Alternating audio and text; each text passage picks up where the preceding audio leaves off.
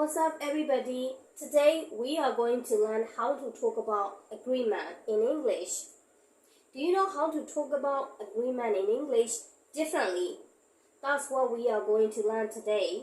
We will be avoiding saying I agree with you, but we will be learning better phrases to talk about agreement.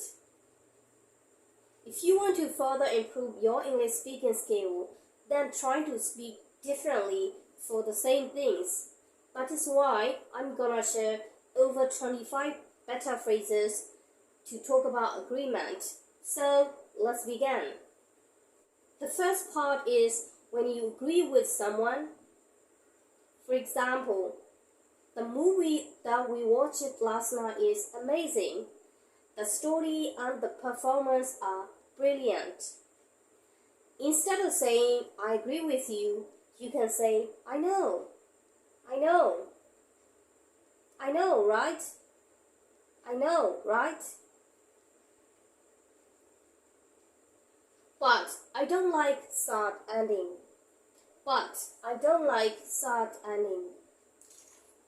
I'm with you on that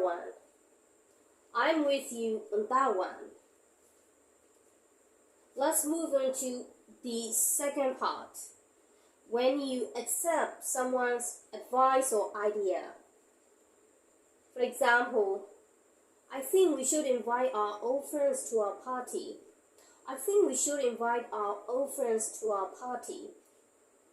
Instead of saying I agree with you, you can say good idea,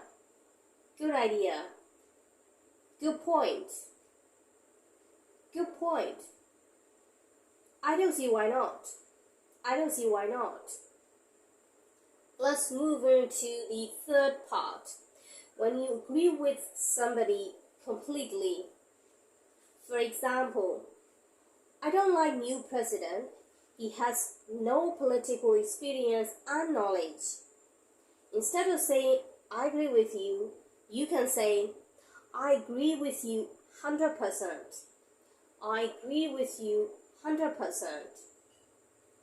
You can also say, I couldn't agree with you more. It doesn't mean you don't agree with it.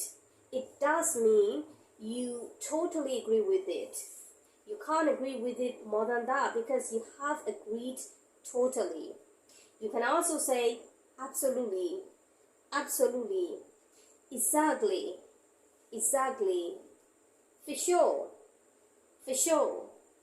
That's so true. You're absolutely right. Let's continue our story. Besides, I don't think our economy will be growing because he doesn't have business idea. Instead of saying I agree with you, you can say I was thinking the same thing. Great minds think alike. Which directly means you both are clever and have the same conclusion. But it's actually humorous way of agreeing. You can also say, you can say that again. It doesn't mean you have to say that again. It's actually a slang way of agreeing. You're telling me. No doubt. Without a doubt. Let's move into the fourth part. When you agree that someone is right, but you're not happy with the situation. For example, I think you should not take a trip this weekend because the weather has been so bad. You can get a cold. But I have already planned for it. Do you know how difficult planning everything in order? But there's always next time. So instead of saying I agree with you, you can say I suppose so. I suppose so. I guess so. I guess so. You can also say long version. I guess you're right. I guess you're right. Okay, let's move on to the last part. When you agree with someone partly.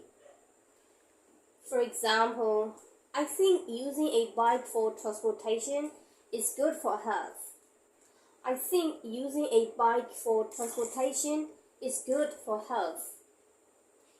Instead of saying I agree with you, you can say I agree with you up to a point.